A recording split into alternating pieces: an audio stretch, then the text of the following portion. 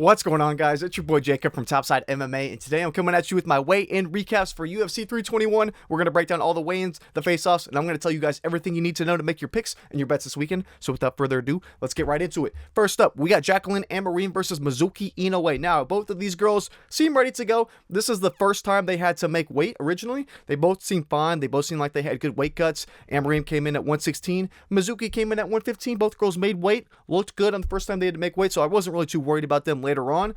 But this was them at the ceremonial weigh-ins later on. Not too bad. Both girls look great. They both look fine. They both look ready to fight. No real injuries or anything stood out to me. Nothing negative to see here. This was them at the face-offs. Pretty intense, but respectful. I mean, they both seem fine. They both seem ready to go. Pretty excited for this fight. It's going to be a good one. But yeah, nothing really stood out to me in terms of the weigh-ins or face-offs. Nothing really stood out. Doesn't really change my opinion at this one at all. Next up, we got Azat Maksum versus Mitch Raposo. Now, this was a weird one because Azat Maksum really came in here way overweight, 129 pounds, didn't even come close. And on the other hand, you have Mitch Raposo, who did make weight, but he didn't really look great either. You know, you can see his face is sunken in. He didn't really have the best weight cut. So you could have concerns for both of these guys. And I was watching the weigh-in show, and I noticed that, Mitch Raposo, I believe he was one of the later ones to come in, whereas, and I'm not positive on that, but I know for a fact, Azat Maksum, when he ended up making weight 129 pounds, there was still at least an hour left for Azat Maksum where he could have kept trying to cut even further in terms of his weight. He just gave up, so he stopped trying. You can look at that on one of two ways. You can look at that as, okay, maybe he's actually compromised, like maybe he might be sick or something like that. Maybe just the weight cut was going really terribly. That could be a concern. Or you could look at it as he said, screw it, I need this win. He hasn't had the best start in the UFC. He needs a win by any means possible, and I'm going to come in here overweight because I need this win. You could look at it either way, because I will say, the first time these guys had to make weight, obviously Mitch did look pretty rough on the scales, but so did Azat Maksum. He did not look good, did not look great. I don't want to say he looked bad. I mean, you look at his face, you could tell, he's not that sunken in. It doesn't seem like he was really trying all that hard, and like I said, he had an hour left to keep trying to cut weight, so he just gave up. Didn't even try. I mean, that's something where it seems a bit more intentional because he didn't give his opponent any notice ahead of time. It seems like a calculated move to miss weight by this much, 129 pounds. It's quite a bit. He's forfeiting a lot of his purse, but this was them the first time they made weight. This was them later. Oh, no, sorry. This is the first time. Sorry, same time. First time they had to make weight, just a different picture. This was him with the tent, obviously. This is them on the scales. They both look fine. I mean, Azat Maksum, considering he came in that overweight, he does not look that shredded. He does not look that cut, considering he just gave up, you know what I mean? So, I think it was calculated, whereas Mitch Raposo, you can see he didn't look great. He made weight, but you can see it more in his face. He's a lot more sunken in, whereas Azat Maksum, even in his body too, it's like, he's not that lean. You can see one bicep vein. It's not like he's skin and bones here, so I don't know. I think it was calculated miss by Azat Maksum, especially later on, too. This was them later on. Maybe, Azat Maksum didn't take his shirt off. I don't know. I didn't see anything in terms of the first time they did the weigh-in, in terms of maybe a staph infection or something. I didn't see anything, so I assume not. I assume there's nothing there, because I didn't see anything the first time. But at the ceremonials, he did not take his shirt off. Who knows? No idea. Came up there. This is the picture I got of both of them. This is literally the best I could get of Mitch Raposo. The cameramen were tweaking this card. I mean, the camera work was pretty awful from the UFC in terms of getting good pictures of these guys at the ceremonials. But they both seemed fine. Nothing really stood out to me in a negative way. These guys seemed a lot better from the first time they had to make weight at the ceremonials. They seemed a lot better. This was them at the face-offs. Pretty respectful. Not a whole lot stood out to me because they both didn't look great on the scales. I will say, though, you could look at it negatively towards Azat Maksum missing weight by that much. Honestly, if anything, it probably could make you a tad bit more confident in him because I think it was calculated. I think he's probably going to be able to have some success wrestling here. Yeah, I think it was calculated. But anyway, that does it for this one. Next up, we got Hamdy Abdelwahab versus Chris Barnett. Our guy, Beast Boy, coming in. He's coming in at 261, looking damn good. Beast Boy is back, baby. Beast Boy's back. He might not get the win. Don't get me wrong. But I'm excited to see him out there. He looks good, full of life, ready to go. On the other hand, Hamdy is quite literally a hamburger. I mean, that's how he looks up on the scales. I can't believe he's maxing out 265. People give Chris Barnett shit for maxing out the heavyweight limit. And yes, I know he should not be a heavyweight at his height, but Hamdy's not that much better. I mean, he could easily drop down, but he doesn't. So, We'll have to see how this one goes. I will say, though, in terms of the scales, both guys look good. They both seem ready to go. Nothing really stood out to me negatively.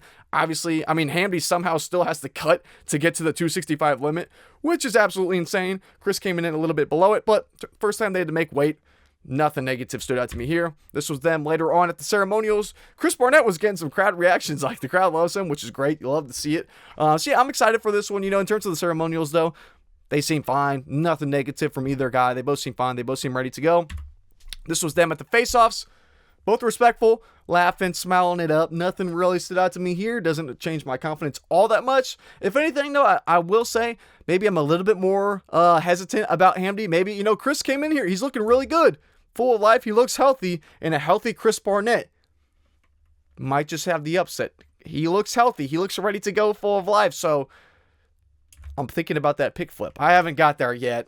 I'm too soft. But Chris Barnett's looking good. He might just do it. But anyway, next up, we got Nathaniel Wood versus Jose Delgado. This was different. Jose Delgado missed weight. It was just by a pound. You could tell he was really going for it. And he weighed in as he was one of the very last guys. I think he weighed in with 4 minutes left to go to make weight. Jose Delgado was genuinely trying to make weight. It did not seem calculated. He seemed pissed off too. After this is the only picture I have of him. Afterwards, we'll talk about the ceremonials here in a second. But yeah, this is the only picture I have of him because he just walked right off. He didn't even get back up on the scales. He was so pissed off. So Jose Delgado, respect to him. He did miss, but at least he was actively trying. Was not calculated or anything like that. He wasn't trying to cheat the system. He just genuinely couldn't make it for whatever reason. I don't know. Maybe you could look at that as a bad thing. I don't really think it's that big of a deal, though. He seemed fine. Nathaniel Wood, on the other hand, very sunken in, very cut. I mean, the cut didn't look great, but at the same time, nothing to be too worried about. I won't say anything really stood out to me negatively here. They both seem fine. They both seem all right.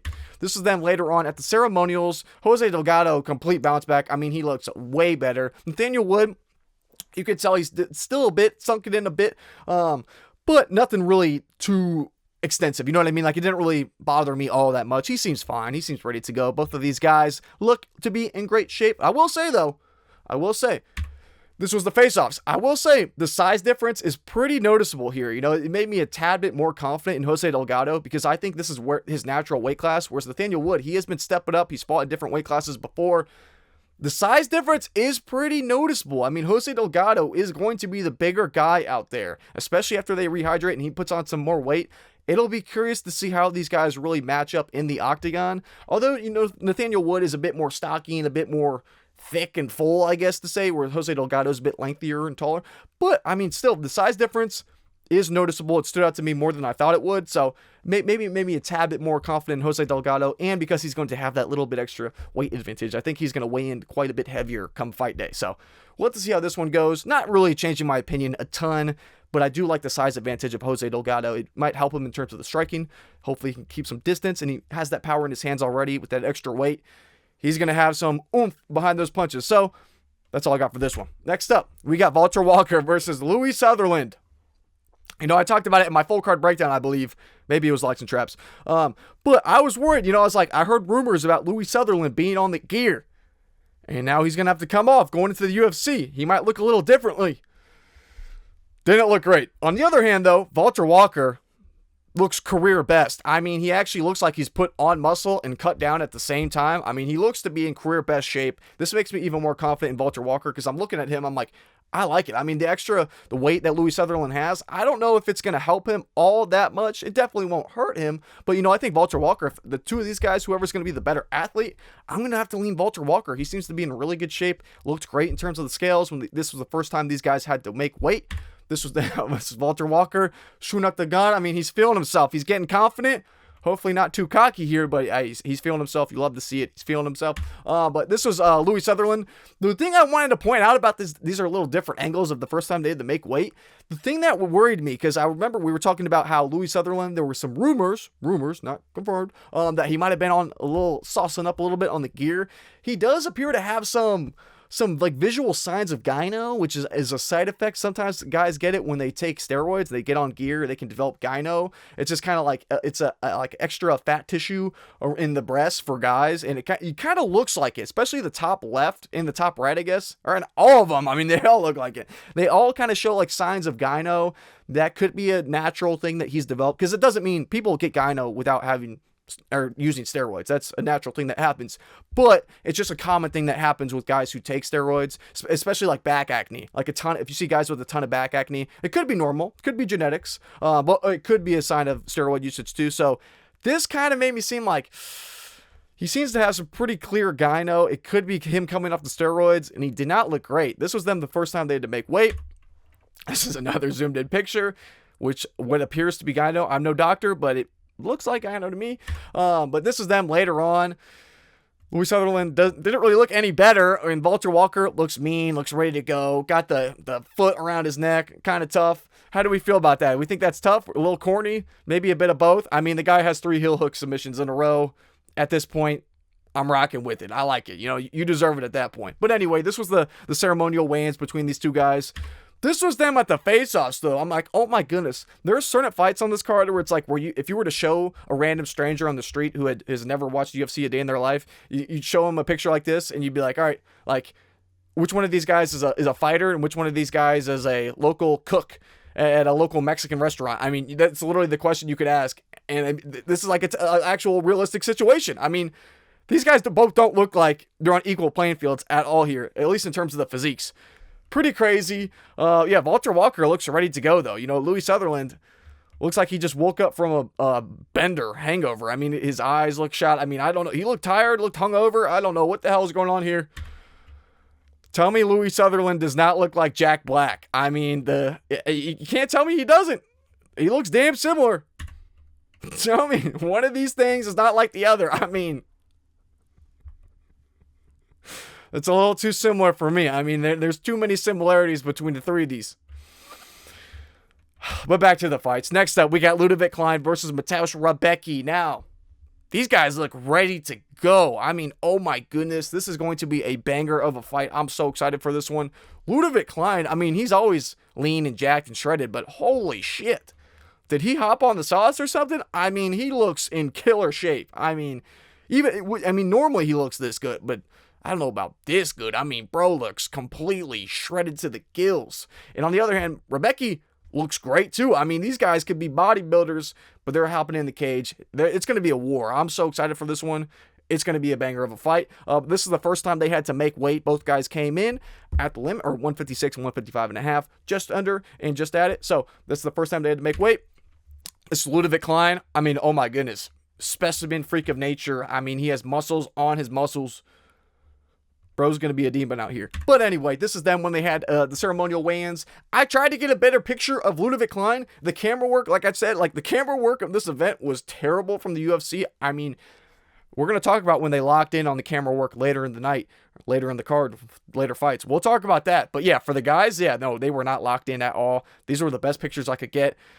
Not the best. But anyway, it doesn't really make a ton of a difference. That both guys look great the first time they had to make weight, so I'm not really too worried about either guy. But in terms of the face-offs, though, ready to go, mean mugging, tough face-off. Both of these guys are absolute badasses, great fighters. So this is going to be a very interesting fight. You know, I think it's just the angle. Klein really does seem to have like a major size advantage here.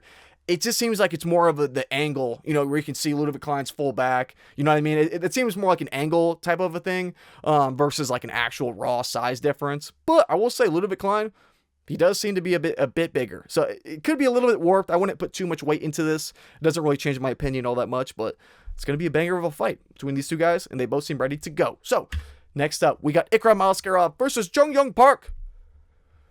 I hope my boy Iron Turtle can pull it off. I just don't know if he's going to be able to. They both look fine, though. They both made weight, came in fine, ready to go. It's all smiles on Jong Park. I'm excited for this one. Ikram Aliskerov, business as usual. Both these guys seem fine, ready to go. This was them at the ceremonials. All smiles for Jong Park. All smiles for him. You know, all smiles. You love to see it. This was them. Oh, yes. Jong Park, I mean, he's just happy to be here. He's just happy to be here. That's my guy. Shout out to Jong Park. Hoping he gets a W, but It's going to be a tough one. But this is them at the face-offs. I mean, all smiles. It was funny. Jong Park wasn't trying to make eye contact. He kept looking away. Ikram Aliskerov was laughing. It was pretty funny. The more I think about this one, though, you know, it's like you look at the statistics behind Muslim fighters fighting in Abu Dhabi. They win at like a 70% clip rate. And it's not, I don't think there's going to be anything like tricky, weird, or corrupt or anything suspicious going on here. This just seems like one of those matchups where it's another statistic. Like, this is just another added statistic. Muslim win in Abu Dhabi. This just seems like not any BS going on, but the matchmaking was made for a reason. I would be surprised if Aliskerov lost, but I hope my boy Jong Park can get the dub here, but the odds are against him this one. I will say that. But anyway, next up, Nasrat Haqparast versus Quillan Salkilld. I'll tell you what, we got to get Salkilld a better double buy flex. His double buy is pretty weak. We got to get him posing. We got to get him the right way. This shit, I mean, I don't know what he's doing with this, I will say. But I like my boy, Quillan Salkilld. That's my guy. I like him. And same with Nasrat Haqparast. You know, he's a dog. I like him too. He fights like an absolute dog. Say what you want about some of his split decisions. You could give him his way. You could give him against him. Say what you want about him. I mean, he's still a dog. Both these guys are going to be real talents in the UFC. I mean, obviously, Haqparast is a lot more experienced. But yeah, I like these guys both a lot. In terms of the weight, though, made weight the first time. Both these guys seem fine, ready to go. I will say, Quillan Salkilld stepping up on such short notice looked better than I thought he was going to look. I was surprised to see him make weight this easily. You know, I thought it was really going to be a bad cut. I was not going to be surprised if he came in a pound over. I would not have been surprised at all. But yeah, both guys made weight, ready to go. And Haqparast actually came in heavier by half a pound, which is pretty funny. But anyway, does it for this. They both seem fine, ready to go. This was them at the ceremonials. Like I said, the camera work was absolute piss from the UFC this week. So that's the best shot I could get of Nasrat Haqparast. But it still goes to show, I mean, he looked fine at the initial weigh-in, so it's not something I was really dying about. But yeah, Quillan Salkilld, he seemed a lot better too. He seemed to fill in a little bit more. Yeah, both these guys seem great though. They both seem fine, ready to go. Quillan, we got to get him a better double buy though. I mean, I don't know what he's doing with that. I don't like it. We got to get him some posing work done after this fight. But physique looks good on both these guys, though. They both seem fight ready. They both seem in shape, ready to go. Going to be a scrap, and I'm excited for this one. So, but in terms of the weigh-ins, though, nothing really stood out to me. In terms of the face-offs, they were both kind of like talking, like not disrespectfully, but they were in each other's faces a little bit. A little friendly banter. I will say, though, I almost forgot I had this on the slides. Look at Nasrat. You look at the damn watch on his wrist. I'm like, looking at this, I'm like, he got that Moroccan money. He must have some Moroccan money coming in from the prince or the Your Highness. I don't know what the hell you call it, but I'm looking at this man's wrist, and I'm like, that's a Richard Millie. I don't know if these are the same watches. I don't know what the exact watch he has on his damn wrist. But I'll tell you what, he's not making that from UFC fight money. The Moroccan, with the Moroccan prince wealth money coming back his way, I mean, he's fighting in Abu Dhabi. If this is a close decision, I mean, you can see what's on his wrist. You know he's backed up by some powerful, wealthy people. Now he's fighting in Abu Dhabi against the Australian coming across the world on short notice. I'm not a huge watch guy. I don't know watches like that. I'm no expert. But I know a RM when I see one. There might be a little something silly going on here. Maybe I'm wrong, but we'll have to see. That just stood out to me. I had to put it in here.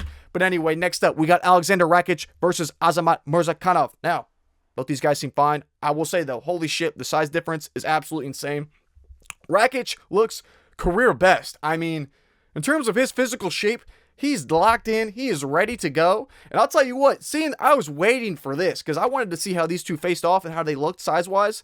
I am a lot less confident in Murzakanov. I don't want to say he's KO or bust, but I will not be surprised if Rakic is able to just work his way around the outside. Rakic looks dialed in, man. And Murzakanov, he's one of these guys where it's like, should he be at light heavyweight? I don't know. We will have to see, though. I mean, he's knocking everyone down. He's got a knockdown in every single UFC fight.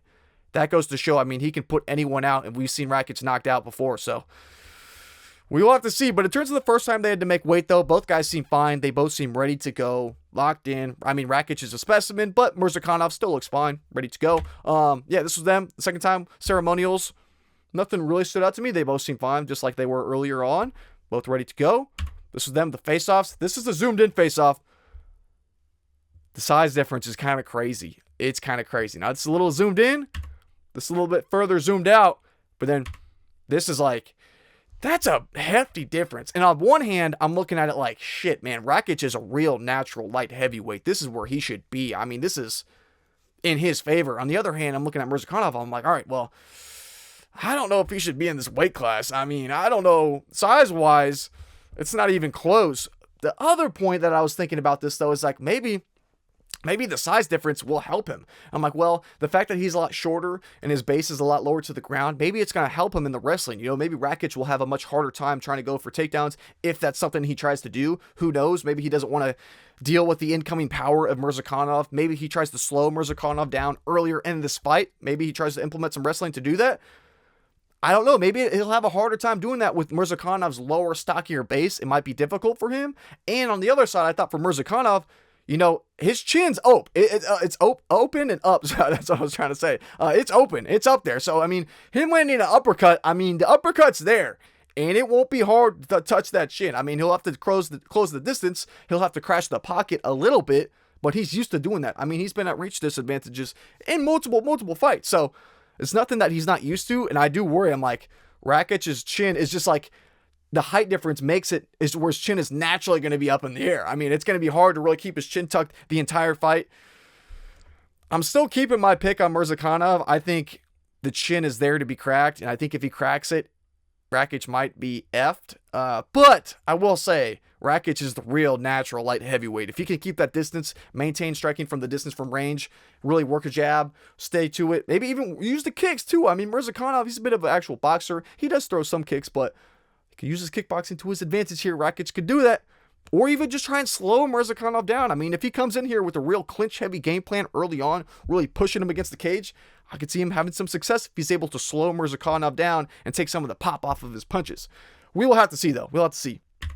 But anyway, guys, if you guys like the content and you want to support your boy, please consider subscribing, drop a like, drop a comment. It helps a ton. These videos take a ton of work and effort. So I really appreciate all the love that you guys have given me. And thank you so much. So we'll keep right on with this video. Next up, we got Aleksandar Volkov versus Jailton Almeida. This is another one I've gotten a little bit less confident in the longer the week's gone on, too. Because I'm looking at Volkov, I'm like, he's huge, man. I mean, he's going to be coming in here with a big reach advantage, height advantage. I mean, he's giant. He's going to have a pretty hefty weight advantage, too. Over 20 pounds in his favor. It's going to be something to consider. Because I look at Jailton Almeida, and the more I think about it, I'm like, he's not the biggest heavyweight. I mean, he looks jacked. He's big. He's muscular.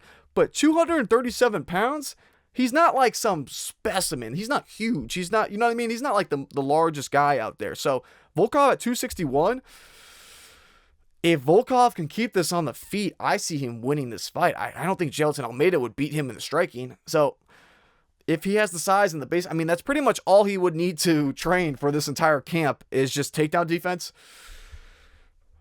I just keep getting more and less and less confident about the pick in this one. I keep thinking about pick flipping. I haven't quite got there yet, but I worry about Jailton Almeida. If he can't get the takedowns, he's going to be screwed. But in terms of the weigh-ins, though, both guys seem fine. They both seem ready to go. In good shape. Obviously, they don't have to cut a ton of weight. So, yeah, they seem fine. This was them later on. I'm telling you, the camera work of the UFC this event was garbage. That's the best shot of Volkov is his face. It made it seem like they were trying to hide like a staph infection or an injury or something. You know what I mean? Like, they just would not zoom out. This is what we got. I didn't see anything in the first time they had to make weight, so I highly doubt there's any underlying injury that we would have saw.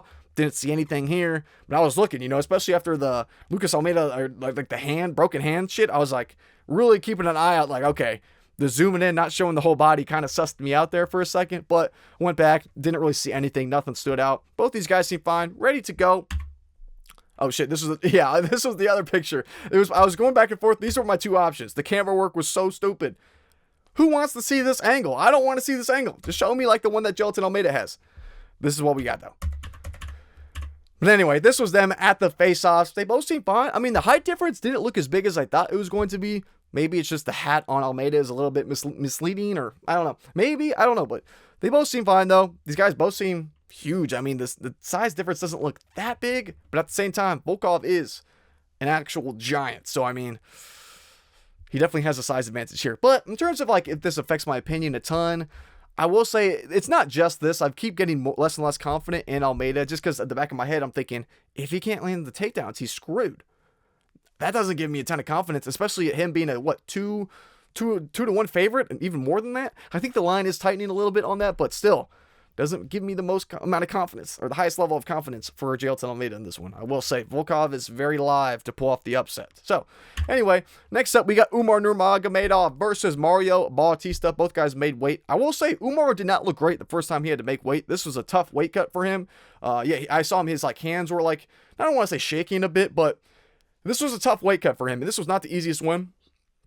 Whereas with Mario Bautista, he seemed fine. This was business as usual. He seemed a lot better in terms of making the weight. But I mean, Umar did make weight. They both ended up making weight. So not really a huge negative point. Just something I wanted to point out here. This was Umar after he made weight. He was like almost like stumbling around a little bit. You could tell like he did not have the best weight cut. So not a huge like red flag though, because later on ceremonials absolutely bounce right back, ready to go. I think he might have just been a little dehydrated or something like that. It could have been anything, but he seemed completely fine at the ceremonials, completely fine. He just got the rehydration in his system, totally fine, back to normal. So he seemed fine. Same with Mario Bautista. He was fine from the get-go, so nothing really stood out here. Both these guys ready to go, professionals at the face-off. Respectful from both guys, ready to go. Mario Bautista's face is sunken in here. I will say he looks like a bit of a skeleton here, but in terms of the face-offs and the weigh-ins, they both seem fine, ready to go. Umar seemed to bounce back really well after that first initial time he had to make weight.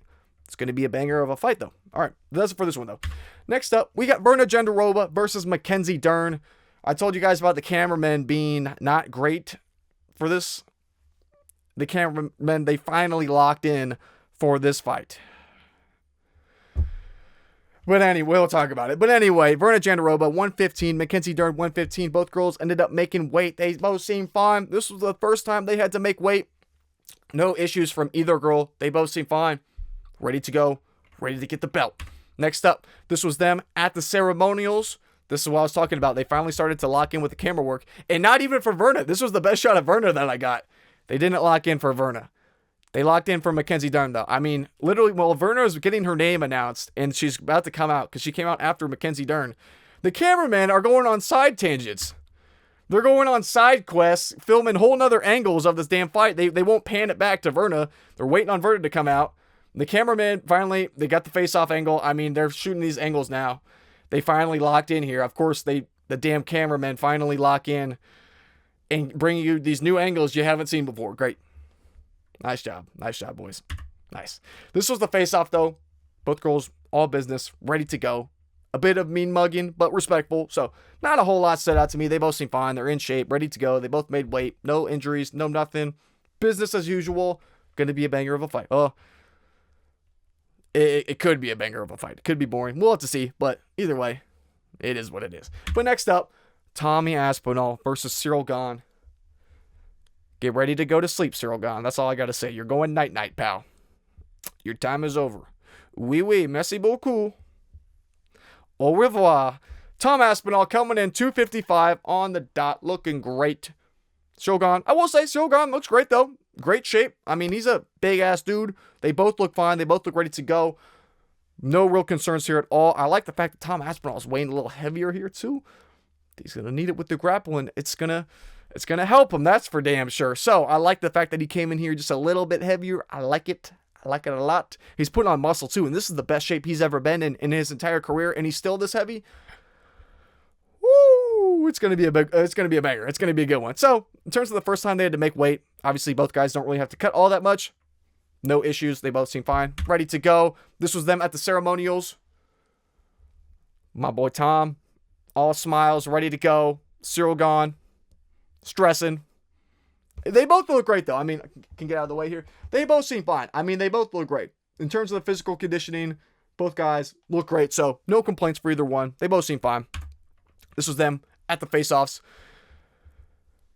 Tom Aspinall mean mugging. Cyril Gane's like, oh, shit. Am I really about to go 0 for 4? Or, I guess, yeah, Derek Lewis. But it's not going to be a fun night in the office for Cyril Gane. No bueno. But anyway, in terms of the final confidence levels, Tom Aspinall versus Gane, nothing really changed. Umar versus Mario, nothing really changed. Maksum versus Raposo. You know, Maksum, that seemed like a calculated weight miss, I will say. It seemed like a very calculated weight miss. He was not that lean and cut and dying on the scales, and his face wasn't like a skeleton. He stopped. He had another hour to keep trying to cut weight. He stopped. It was a calculated decision. That's my guess, at least. That's what it looks like to me. Obviously, he didn't go out and say that, obviously. But yeah, a little bit more confident in Maksum. Definitely wouldn't put him as a lock because he literally has not proven himself to be able to get wins. So, I mean, he's going to have to prove himself. It's just Raposo is just not the world beater who's going to be a huge obstacle to him. And Raposo didn't look great on the scales. He looked all right. But yeah, Maksum with the extra weight, it should help him in this. And then Walker versus Sutherland. Sutherland came in here looking like Kung Fu Panda.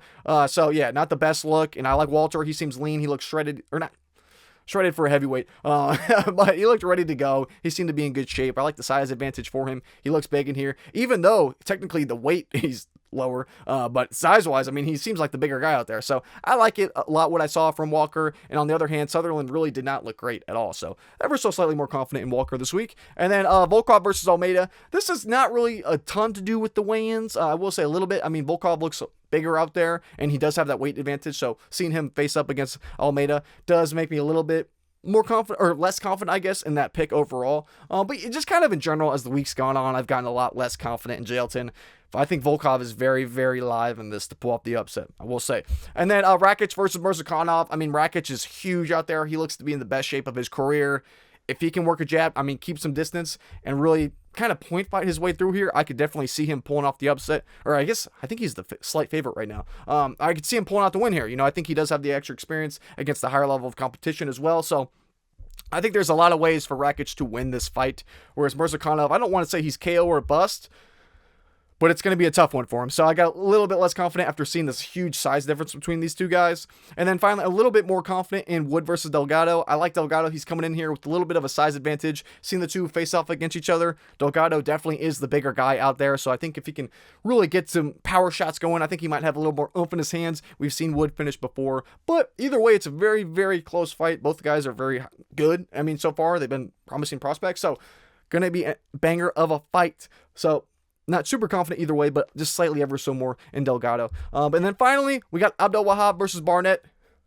Abdelwahab is a hamburger. Chris Barnett came in here looking great. He seems to be fully healed, fully healthy, ready for this fight. So I got even less confidence in Hamdy to get this done. I think Chris Barnett could be live for the upset.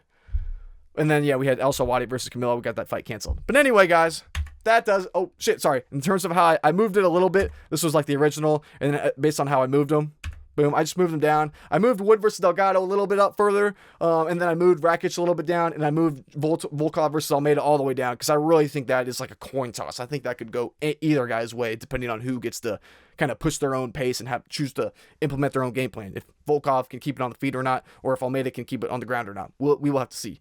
But anyway, guys, this does it for the final confidence levels and rankings. So this does it for this video. Hope you guys enjoyed. Hope you guys find some value from the weigh-ins and the face-offs. Let me know your guys' confident picks. Let me know who you guys like. Let me know. Drop it all in the comments below. And thank you guys so much for all the love on the recent videos. It's been awesome. And I really greatly appreciate all the guys, the love, the likes, the comments, everything. So thank you guys so much once again. And in the meantime, I'm going to get this video out to you guys. And I'll see y'all soon with the best bets video. So it's your boy Jacob from Topside MMA. And I'm out. So peace.